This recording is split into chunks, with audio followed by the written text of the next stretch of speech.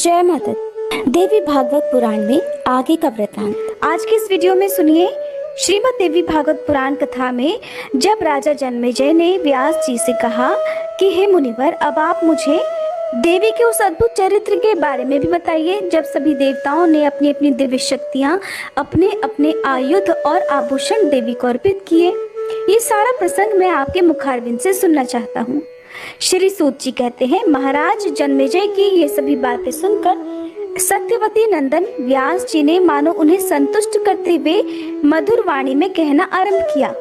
व्यास जी कहने लगे, राजन, तुम बड़े भाग्यशाली पुरुष हो। देवी के श्री विग्रह के रूप विषय प्रसंग में मैं अपनी बुद्धि के अनुसार विस्तार पूर्वक वर्णन तुमसे करता हूँ, ध्यान से सुनो। स्वयं श्री ब्रह्मा, विष्णु, महेश और इंद्र भी भगवती के यथार्थ रूप को किसी भी समय नहीं बता सकते, फिर मेरी तो भला गणना ही क्या है।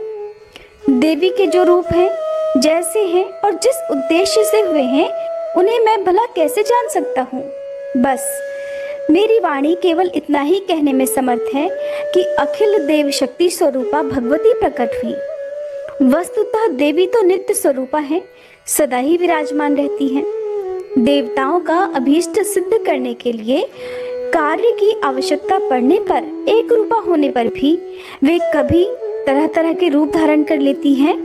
जैसे नट स्वभावतः एक होने पर भी जनता को प्रसन्न करने के लिए तरह तरह के वेश बनाकर रंगमंच पर आता है, वैसे ही ये भगवती वास्तव में निर्गुणा और अरूपा होते हुए भी देवताओं का कार्य सिद्ध करने के लिए अपनी लीला से सगुण रूप धारण कर लिया करती हैं। जहाँ ये जैसा कार्य करती हैं, उसी के अनुसार उनके अनेकों नाम पड़ जाते हैं। उनके जितने भी गौण नाम हैं, उन सब में धातु के अर्थ का संबंध है। राजन, अब जिस प्रकार जिस तेज से भगवती का मनोहर रूप प्रकट हुआ, अपनी बुद्धि के अनुसार उसका वर्णन करता हूँ। भगवान शंकर का जो तेज था, उससे भगवती के मुख कमल की रचना हुई। श्वेत वर्ण से सुशोभित वह मुख कमंडल अत्यंत विशाल और मनोहर आकृति वाला हुआ। यमराज के तेज से भगवती के सिर में सुंदर बाल निकल आए। सभी केश बहुत लंबे थे और उनका ऊपरी भाग मुड़ा हुआ था। मेघ के समान मनोहर आकृति थी। अग्नि के तेज से उन देवी के तीनों नेत्र प्रकट हुए। कृष्ण, रक्त और श्वेत, इन तीनों वर्णों से उन नेत्रों की शोभा हो रही थी। उनकी सुंदर भौहें संध्या के तेज से उत्पन्न हुई। वे तेज से परिपूर्ण काली टेढ़ी भौहें ऐसी लगती थी मानो कामदेव का धनुष हो। वायु के तेज से उत्तम दो कान उत्पन्न हुए। वे ना तो बहुत लंबे थे और ना ही छोटे। कुबेर के तेज से अत्यंत मनोहर नासिका प्रकट हुई। उसकी आकृति बड़ी ही सुंदर थी। तिल के फूल के समान उसका आकार था। राजन, उन देवी के अत्यंत चमकीले और मनोहर दांत प्रजापति के तेज से प्रकट हुए थे। कुंद के अग्रभाग के समान उनका आकार था। देवी का अत्यंत लालिमामय अधरोष्ठ अरुण के तेज से प्रकट हुआ था और ऊपर का होठ स्वामी कार्तिक के तेज से उत्पन्न हुआ था। भगवान विष्णु के तेज से उनकी 18 भुजाएं उत्पन्न हुई। वसुओं के तेज से लाल वर्ण वाली अंगुलियां प्रकट हुई। चंद्रमा के तेज से दोनों उत्तम स्तनों का तथा इंद्र के तेज से मध्य भाग कटी प्रदेश का प्रादुर्भाव हुआ, जिसे 3 रेखाएं सुशोभित कर रही थी।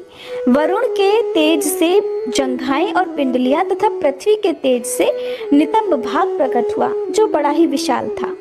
राजन, इस प्रकार तेज पुंज से सुंदर आकार वाली वह देवी प्रकट हो गई। उनका स्वरूप अत्यंत मधुर था। उनके सभी अंग मनोहर थे। नेत्रों की छवि अनुपम थी। मुख मुस्कान से भरा हुआ था। महिषासुर के द्वारा सताए हुए सभी देवता उन्हें देखकर आनंद में विह्वल हो उठे। तब भगवान श्री विष्णु ने सभी देवताओं से कहा कि अब देवता लोग इस देवी को अपने सभी प्रकार के आभूषण और आयुध प्रदान करें। इस अवसर पर संपूर्ण देवता तुरंत ही अपने आयुधों से परम तेजस्वी विविध प्रकार के अस्त्र और शस्त्र निकालकर इस देवी को अर्पण कर दें। व्यास जी कहते हैं, भगवान विष्णु के वचन सुनकर सभी देवता आनंद पूर्वक अपने अस्त्र शस्त्र आभूषण और वस्त्र तुरंत भगवती को देने लगे। क्षीर समुद्र ने 2 दिव्य वस्त्र जिनका रंग लाल था और जो कभी जीर्ण नहीं होने वाले थे, और एक अत्यंत चमकीला सुंदर हार भी देवी को भेंट किया।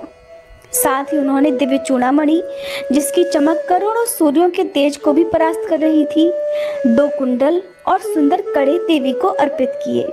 विश्वकर्मा जी ने बड़ी प्रसन्नता से बाहुओं के लिए केयूर और कंगन जो अत्यंत अद्भुत और अनेक प्रकार के रत्नों से सुसज्जित थे देवी को भेंट किए। त्वष्टा ने सुंदर चरणों में पहनने के लिए निर्मल नुपुर जिनमें मधुर ध्वनि निकल रही थी और जो रत्नों से भूषित और सूर्य के समान प्रकाशमान थे, देवी भगवती को भेंट किए। त्वष्टा का हृदय बड़ा उदार था। उन्होंने कंठार और अंगुलियों में पहनने के लिए रत्नों की बनी हुई अंगूठियां भी दी। वरुण ने कभी न कुम्हलाने वाले कमलों की माला भगवती को भेंट की। वैजयंती नाम से विख्यात ये हार उत्तम गंधों से परिपूर्ण था, उस पर भौरे मंडरा रहे थे। हिमवान ने संतुष्ट होकर देवी के लिए सुंदर रंगों का सुंदर सिंह तथा तरह तरह के रत्न समर्पित किए। फिर तो सर्वोपरि विराजमान रहने वाली वे देवी दिव्य आभूषणों से अलंकृत होकर सिंह पर बैठ गईं। उनमें सभी उत्तम लक्षण वर्तमान थे। तब भगवान श्री विष्णु ने अपने चक्र से चक्र उत्पन्न करके भगवती को अर्पित कर दिया। उस प्रकाशमान चक्र में हजारों अरे थे। राक्षसों के सिर काटने में वह पूरी तरह से समर्थ था।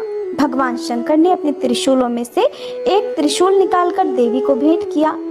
उस उत्तम त्रिशूल में देवताओं का भय दूर करने की पर्याप्त क्षमता थी। प्रसन्न आत्मा वरुण ने अपने शंख में से एक अत्यंत चमकीला सुंदर शंख उत्पन्न करके देवी भगवती को अर्पित किया। उससे निरंतर ध्वनि हो रही थी। अग्निदेव का मन प्रसन्नता से खिल उठा था। उन्होंने एक शक्ति तथा दानवी सेना का संहार करने में कुशल एक सुंदर शतघ्नी देवी भगवती के सामने उपस्थित करी। पवनदेव ने बाणों से परिपूर्ण तरकश और एक अद्भुत दिखने वाला धनुष देवी को भेंट किया। यह धनुष अत्यंत दुर्धर्ष था। उसकी टंकार बहुत ही तीखी थी। देवराज इंद्र ने अपने वज्र से उत्पन्न करके वज्र और ऐरावत हाथी से उतारकर एक अत्यंत सुंदर और श्रेष्ठ शब्द वाला घंटा तुरंत देवी को अर्पित कर दिया। संहार का अवसर उपस्थित होने पर सभी प्राणियों का नाश करने के लिए यमराज जिसका प्रयोग करते थे, उसी काल दंड से प्रकट हुआ एक दंड उन्होंने देवी को अर्पित किया। श्री ब्रह्मा जी ने गंगा जल से भरा हुआ दिव्य कमंडल तथा वरुण ने प्रसन्नता पूर्वक एक पाश इन देवी को अर्पित किया। राजन, काल ने इन्हें ढाल और तलवार दी। विश्वकर्मा जी ने तेज धार वाला फरसा दिया। कुबेर ने मधु से भरा हुआ सोने का पान पात्र और वरुण ने मन को मुग्ध करने वाला कमल के फूल का दिव्य हार देवी की सेवा में उपस्थित किया। त्वष्टा ने प्रसन्न होकर भगवती को कौमोद की गदा भेंट की। उस गदा में शब्द करने वाली सैकड़ों घंटियां लगी हुई थी। उसके प्रहार से राक्षसों का कचूमर निकल जाता था। साथ ही उन्होंने अनेक प्रकार के अन्य बहुत से अस्त्र तथा एक अभेद्य कवच भी देवी भगवती को अर्पित किया। सूर्यदेव ने जगदम्बा को अपनी किरणें प्रदान की। जब कल्याणमयी भगवती आभूषणों से अलंकृत होकर हाथ में अस्त्र शस्त्र लिए हुए विराजमान हुई, तब त्रिलोकी को मुग्ध करने वाले उनके दिव्य दर्शन पाकर सभी देवता उनकी स्तुति करने में लीन हो गए। देवतागण कहने लगे, हे शिवा, कल्याणी, शांति, पुष्टि और रुद्राणी नाम से प्रसिद्ध दिव्य स्वरूप धारण करने वाली हे जगदम्बा, आपको निरंतर प्रणाम है। जो कालरात्रि, इंद्राणी, सिद्धि, बुद्धि, वृद्धि तथा वैष्णवी नाम से विख्यात हैं, उन भगवती अम्बा को निरंतर नमस्कार है। जो पृथ्वी के भीतर व्याप्त है किंतु पृथ्वी जिन्हें जान नहीं सकती, तथा जो पृथ्वी के अंतर में विराजमान होकर सदा शासन करने में संलग्न है, उन भगवती परमेश्वरी को हम प्रणाम करते हैं। जो माया के अंदर प्रविष्ट होते हुए भी उससे अज्ञात हैं तथा अंतःकरण में रहकर उसे प्रेरणा करने में उद्यत रहती हैं, उन कल्याण स्वरूपिणी अजन्मा भगवती जगदम्बा को हम प्रणाम करते हैं। माता, शत्रु से हम महान दुखी हैं। आप कल्याण दायिनी बनकर हमारी रक्षा कीजिए। अत्यंत दुराचारी महिषासुर को अपने तेज से मोहित करके उसे परास्त करने का शीघ्र ही कोई प्रबंध कीजिए। देवी, उस नीच, मायावी, भयंकर और अभिमान में चूर रहने वाले दानव को केवल कोई स्त्री ही मार सकती है। यह मूर्ख अनेक प्रकार के वेश बनाकर सभी देवताओं को कष्ट पहुंचाया करता है। भक्तों पर कृपा करने वाली देवी, इस अवसर पर सभी देवताओं के लिए केवल आप ही शरण हैं। आपको नमस्कार है। दानव द्वारा सताए गए हम देवताओं की आप रक्षा कीजिए। व्यास जी कहते हैं, इस प्रकार देवताओं की स्तुति करने पर संपूर्ण सुख प्रदान करने वाली महादेवी का मुख मंडल प्रसन्नता से खिल उठा। देवताओं के प्रति वे मंगलमय वचन कहने लगी कि हे देवताओं, आप उस मूर्ख महिषासुर से आप निडर हो जाइए। मैं शीघ्र ही उस अज्ञानी अभिमानी दैत्य को संग्राम में मार डालूंगी। व्यास जी कहते हैं, देवताओं से ऐसा कहकर अत्यंत स्पष्ट स्वर में देवी बड़े जोर से हंस पड़ी। फिर वे बोली, भ्रम और मोह से युक्त ये कैसा विचित्र जगत है। आज सभी देवता महिषासुर से अत्यंत भयभीत हो रहे हैं। इनका कलेजा थर्रा उठा है। आदरणीय देवताओं, प्रारब्ध बड़ा ही घोर और दुर्जय है, क्योंकि काल और कर्ता होने का सौभाग्य उसी को प्राप्त है। उसी के विधानानुसार सुख और दुख प्राप्त होते हैं। इस प्रकार कुछ हंसकर बात करने के बाद देवी ने अट्टहास भरे उच्च स्वर से गर्जना की। उस महान भयंकर शब्द को सुनकर दानव डर गए। उस अद्भुत शब्द से पृथ्वी कांप उठी, सभी पर्वत डोलने लगे, गंभीर समुद्र में तरंगे उठने लगी।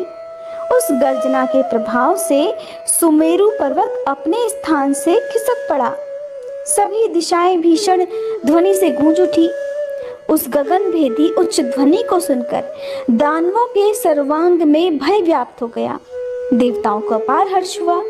देवी, आपकी जय हो, आप हमारी रक्षा करें। इस प्रकार वे सब के सब देवी से प्रार्थना करने लगे। मद में चूर रहने वाले महिषासुर ने भी वह भीषण गर्जना सुनी तो वह क्रोध से तिलमिला उठा। शंकित होकर उसने उपस्थित दानवों से पूछा कि ये क्या हो रहा है, और इस प्रकार आज्ञा दी कि इस विशिष्ट ध्वनि के विषय में जानकारी प्राप्त करने के लिए दूत अभी जाएं। पता लगाएं कि अत्यंत कठोर और कान के पर्दों को फाड़ने की क्षमता रखने वाला ये शब्द किसके मुख से निकला है। ऐसी गर्जना करने वाला देवता अथवा दानव जो कोई भी हो, दूत उस दुष्ट को पकड़कर तुरंत मेरे पास लेकर आए। वह महान नीच और अभिमानी है, तभी तो इस प्रकार गर्जना कर रहा है। मैं उसे मृत्यु के मुख में झोंक दूंगा। निश्चय ही उस मूर्ख की आयु समाप्त हो गई है। अब मेरे हाथ वह यमराज के द्वार जाना चाहता है। देवता तो कभी के परास्त हो गए थे। भय से उनका कलेजा कांप उठा था, इसलिए वे तो ऐसी गर्जना नहीं कर सकते। जिन्होंने मेरी अधीनता स्वीकार कर ली, उन दानवों का ये काम हो ये भी असंभव है। फिर किस मूर्ख ने ऐसा दुस्साहस किया है? क्यों ऐसी गर्जना हुई?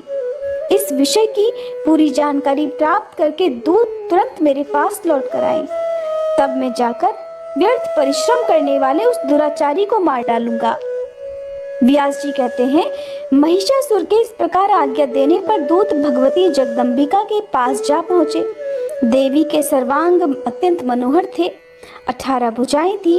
उनका दिव्य विग्रह संपूर्ण आभूषणों से सुसज्जित था। उनमें सभी उत्तम लक्षण विद्यमान थे। उन कल्याणमयी देवी ने हाथों में श्रेष्ठ आयुध धारण कर रखे थे। वे हाथ में पान पात्र लेकर निरंतर मधु पी रही थी। भगवती की ऐसी झांकी देखकर दूत डर गए। उनके सर्वांग में त्रास छा गया। अत्यंत शंकित होकर वे वहां से तुरंत ही लौट पड़े और जल्दी जाकर महिषासुर के सामने उपस्थित होकर उन्होंने गर्जना करने का कारण भी व्यक्त करना आरंभ कर दिया। दूत इस प्रकार महिषासुर से बोले कि हे दानवेश्वर, कोई एक सुंदर स्त्री दिखाई दे रही है। उस देवी के सर्वांग तारुण्य से खिल उठे हैं। उसने संपूर्ण अंगों में आभूषण धारण कर रखे हैं। अखिल रत्न उसके शरीर की शोभा बढ़ा रहे हैं। उसका तो विलक्षण रूप है। ना तो वह मानवी जान पड़ती है और न ही आसुरी। उस श्रेष्ठ स्त्री के 18 भुजाएं हैं। हाथों में अस्त्र शस्त्र लेकर वह विशाल सिंह पर सवार है। उसके सभी अंगों से अभिमान टपक रहा है।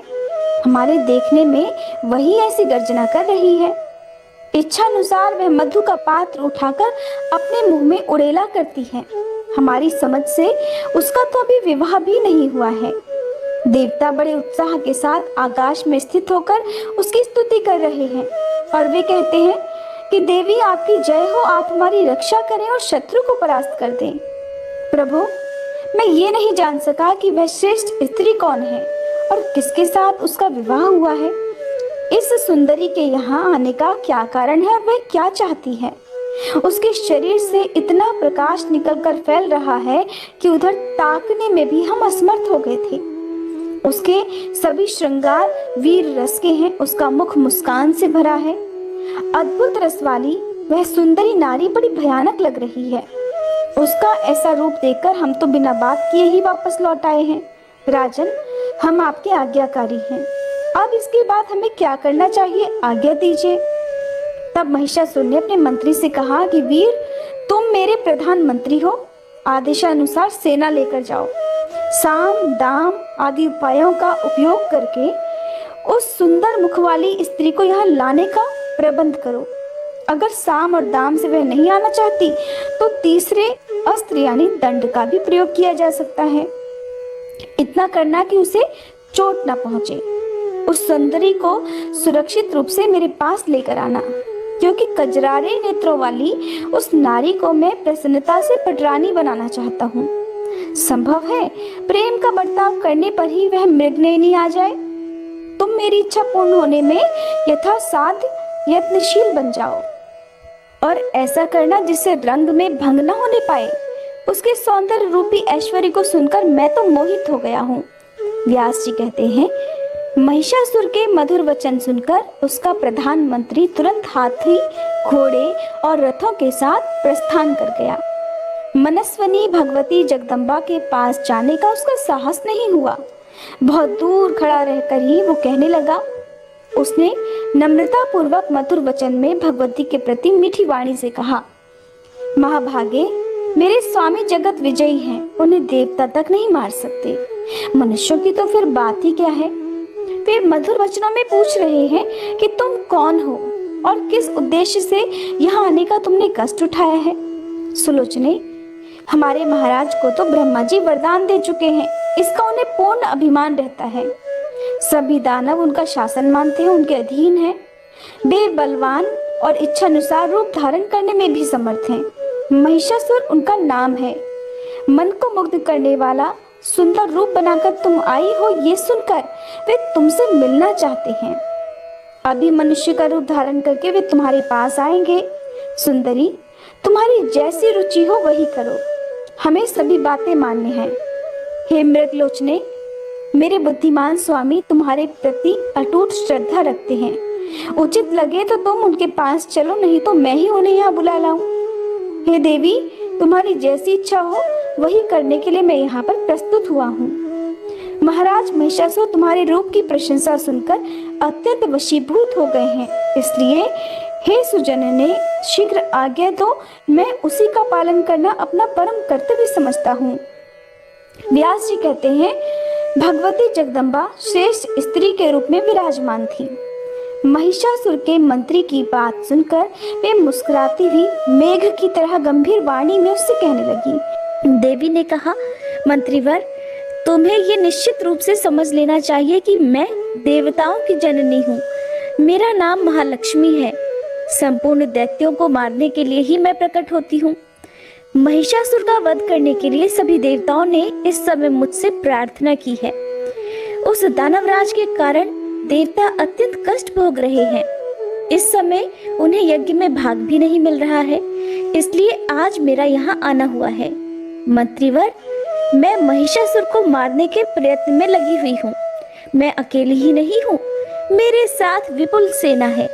अनग, तुमने जो साम नीति का प्रयोग करके आदर पूर्वक मेरा स्वागत किया है, मीठे वचन कहे हैं, इससे मैं तुम पर संतुष्ट हूँ। नहीं तो निश्चय जानो, मेरी दृष्टि प्रलयाग्नि की तुलना करने वाली है। उसके प्रभाव से तुम बच नहीं सकते। अब तुम मेरी बात मानकर उस पापी महिषासुर के पास जाकर उससे ऐसा कहना कि अगर तुझे प्राणों का लोभ हो तो तुरंत अभी पाताल चला जा। तू नहीं जाना चाहेगा तो तुझ अपराधी और दुष्ट को मैं युद्ध के मैदान में मार डालूंगी। मेरे बाण से तेरे शरीर की धज्जियां उड़ जाएंगी। तेरे लिए यमराज के घर जाना आवश्यक हो जाएगा। मेरी इस दयालुता को तू समझकर इसी क्षण इस लोक से विदा हो जा। मूर्ख, तेरे मर जाने पर देवता स्वर्गलोक पर अधिकार प्राप्त कर लेंगे, इसलिए सागर पर्यंत इस पृथ्वी का परित्याग करके तू अकेला ही यहाँ से हट जाने की व्यवस्था कर ले। मूर्ख, मेरे बाण तेरे शरीर को लक्ष्य बनाए इसके पहले ही तू पाताल चला जा, इसी में तेरी कुशल है। असुर, अगर तेरे मन में युद्ध करने की इच्छा हो तो अभी अपने संपूर्ण महाबली वीरों के साथ यहाँ चला आ। मैं तुझे यमराज के घर भेजने के लिए तत्पर हूँ। अरे प्रचंड मूर्ख, तेरे जैसे असंख्य दानवों का प्रत्येक युग में मैंने वध किया है, वैसे ही मैं तुझे युद्ध के मैदान में मार भी डालूंगी। तू मेरे शस्त्र धारण को सफल कर दे। मूर्ख, तू महान दुराचारी है। श्री ब्रह्मा जी के द्वारा तुझे जो वरदान मिल गया है तो उसका अभिमान मत कर।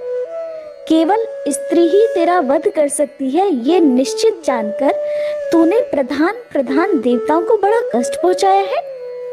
अस्तु ब्रह्मा जी का वचन सत्य करना परम आवश्यक है, फिर भी अनुपम स्त्री का रूप धारण करके तुझ अपराधी को मारने के विचार से ही मैं यहाँ प्रकट हुई हूँ। और अगर तुझे जीने की इच्छा हो तो आज ही देवताओं के स्थान को छोड़कर पाताल में जहाँ सांपों का साम्राज्य है वहां चला जा। व्यास जी कहते हैं, महिषासुर का वह प्रधानमंत्री भी शूरवीर था। देवी की बात सुनकर उसने सार गर्भित उत्तर देना आरंभ कर दिया कि देवी, तुम अभिमान में चूर रहने वाली स्त्री के समान बातें करती हो। कहाँ तुम और कहाँ वे दानवराज।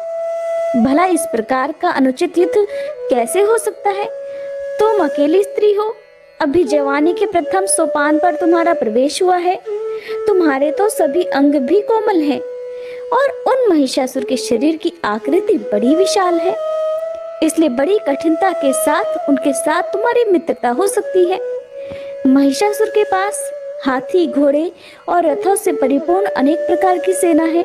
जिस प्रकार मालती के फूल को मसल डालने में गजराज को कुछ भी मेहनत नहीं करनी पड़ती, वैसे ही महिषासुर के हाथ संग्राम में तुम्हारा अंत हो जाए, इसके लिए उन्हें कुछ भी प्रयास नहीं करना पड़ेगा।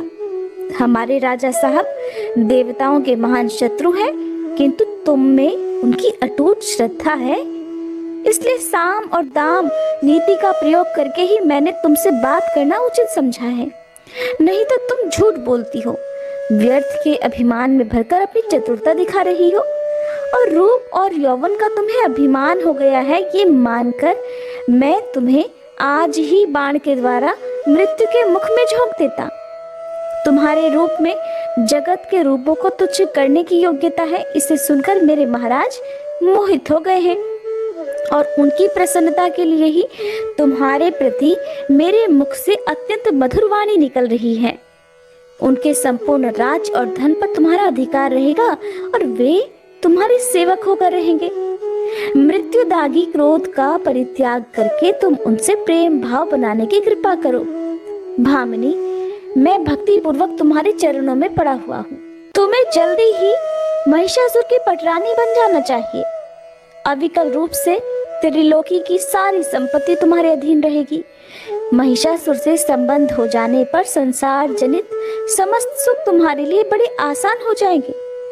मंत्री की बात सुनकर देवी कहने लगी, मंत्रीवर सुनो, मैं शास्त्र की मर्यादा के अनुसार चतुरता का सहारा लेकर वाक्यों का बिल्कुल सार तुम्हें समझाती हूँ। मेरी समझ में आ गया है कि तुम महिषासुर के प्रधानमंत्री हो और तुम्हारे इन वचनों से स्वतः सिद्ध हो रहा है कि तुम्हें भी पाशविक बुद्धि ही प्राप्त है। जिसके तुम जैसे मंत्री हैं वो भला बुद्धिमान कैसे हो सकता है। तुम दोनों एक जैसे हो। श्री ब्रह्मा जी ने तुम्हारी बड़ी अच्छी जोड़ी मिलाई है। अरे मूर्ख, मेरे विषय में तुमने जो कुछ भी कहा है कि स्त्री स्वभाव वाली हो, सो विचार पूर्वक देखो तो क्या मैं पुरुष नहीं हूँ।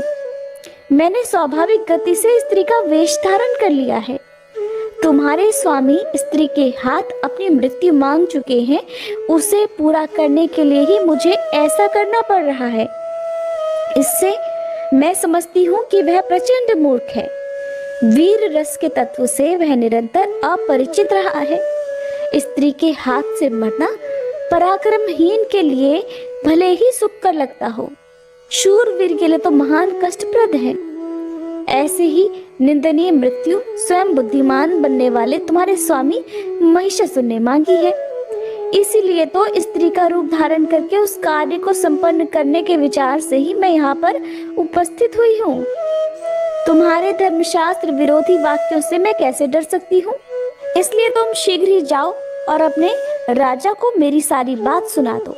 फिर वो तुम्हें जो आदेश दे वैसा ही करना। तुम्हें अगर प्राणों का मोह हो तो इंद्र स्वर्ग का राज्य करें, देवताओं को भविष्य प्राप्त करने का सुअवसर मिल जाए और तुम लोग रसातल चले जाओ। मूर्ख, संभव है दुराचारी महिषासुर के विचार इसके विपरीत हो। उस अवस्था में तुम लोग मेरे साथ युद्ध कर सकते हो। सभी प्रधान देवता युद्ध में परास्त हो चुके हैं। तुम्हारी ये मान्यता बिल्कुल निर्मूल है, क्योंकि दैववश ब्रह्मा जी ने वर दे रखा था, इसी कारण ऐसी परिस्थिति बन गई थी। व्यास जी कहते हैं, भगवती जगदम्बा की बात सुनकर महिषासुर के प्रधानमंत्री ने विचार किया कि अब मुझे क्या करना चाहिए। युद्ध करना ठीक है या फिर महाराज के पास लौट चलना? मेरे महाराज अवश्य ही कामातुर हो रहे हैं और उन्होंने इस स्त्री के साथ विवाह करने के उद्देश्य से ही मुझे यहाँ भेजा है। तब मैं उनकी मानसिक सरसता को भंग करके उनके पास कैसे जाऊं? इसलिए उत्तम यही है कि बिना युद्ध किए ही राजा के पास पहुंचूं और उनसे निवेदन कर दूं कि वे शीघ्र स्वयं यहाँ आने का प्रबंध करें। वे महाराज महिषासुर बुद्धिमानों में श्रेष्ठ हैं। उनके पास बहुत से निपुण मंत्रियों का समाज है। उनके साथ बैठकर वे कर्तव्य के विषय में निश्चित विचार कर लेंगे। सहसा इस स्त्री के साथ युद्ध करना मेरे लिए तो बिल्कुल अनुचित है, क्योंकि हार और जीत दोनों ही स्थितियों में महाराज का अप्रिय होने की ही संभावना है। संभव है कि ये स्त्री मुझे मार ही डाले, या फिर जिस किसी उपाय से मैं ही इसे मारने में सफलता प्राप्त कर लूं, तब भी तो मैं राजा महिषासुर के क्रोध का भाजन ही बनूंगा। इसलिए वहीं चलकर देवी की कही हुई बात मैं महिषासुर को सुना दूं, यही मेरे लिए हितकर होगा। फिर उनको जो अच्छा लगे वही करें। व्यास जी कहते हैं कि इस प्रकार विचार करके वह बुद्धिमान मंत्री राजा महिषासुर के पास लौट आया और प्रणाम करके उसने यों कहना आरंभ कर दिया कि राजन, सिंह पर बैठी हुई वह देवी बहुत ही सुंदर है। 18 भुजाओं के कारण उसका विग्रह अत्यंत सुंदर प्रतीत हो रहा है। उसने भुजाओं में अस्त्र शस्त्र धारण कर रखे हैं। महाराज, मैंने उस देवी से ऐसा कहा कि तुम राजा महिषासुर की सेवा में चलो। वे त्रिलोकी के स्वामी हैं। तुम उनकी प्रेयसी रानी बनने का सुअवसर प्राप्त कर लो।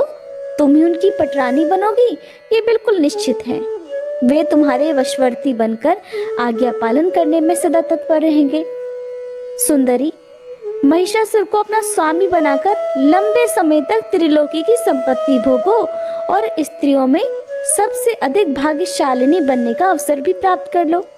मेरी ऐसी बातें सुनकर हे महाराज, वह विशाल नेत्रों वाली देवी पहले तो अहंकार के वश होकर कि कर्तव्य विमूढ़ सी हो गई।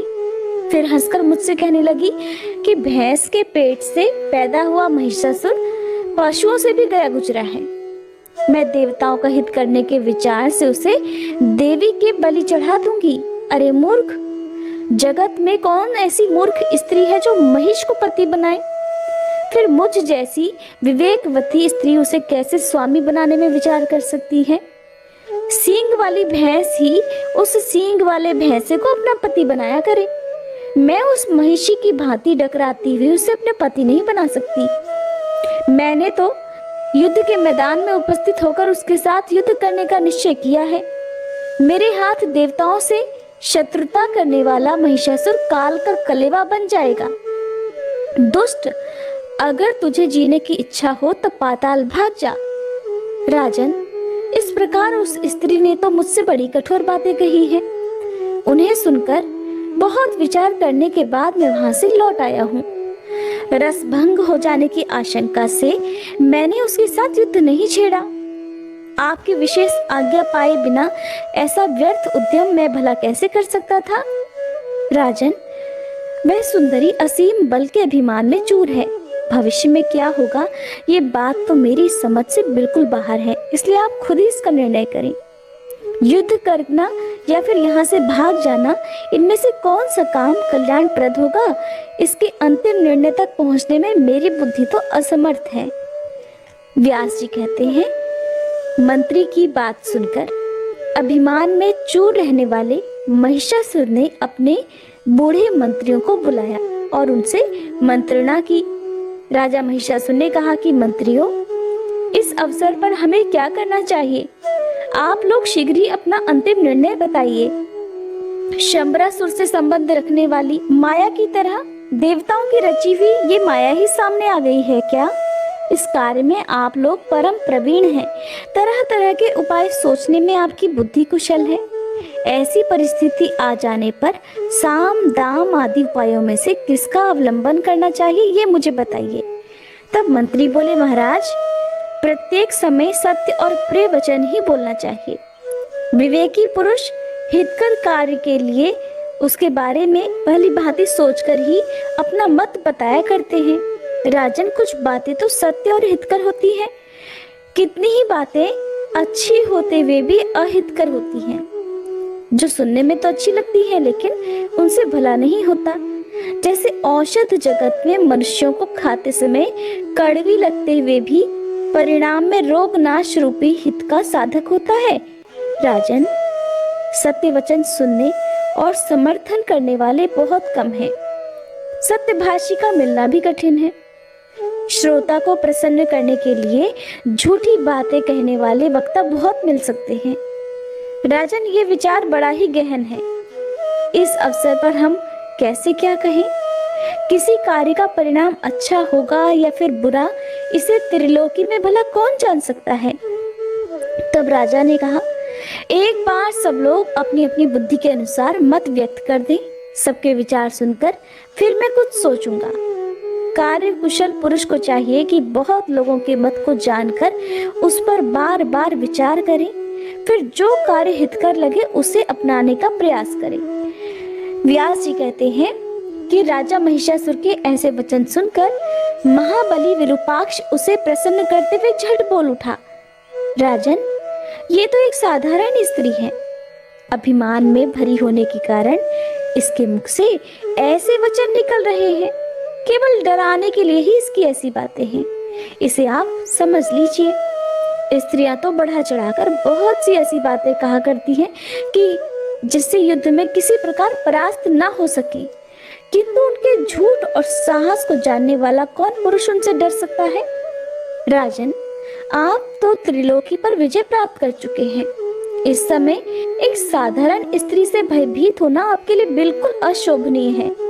हाँ, किसी दीनहीन को मारने पर वीर पुरुष को जगत में कलंक अवश्य लग सकता है। इसलिए महाराज, मैं तो अकेले ही चंडी से युद्ध करने जा रहा हूँ। मैं तो उसे अवश्य ही मार डालूंगा। आप निर्भय हो जाइए। कुछ सैनिक बस मेरे साथ रहें।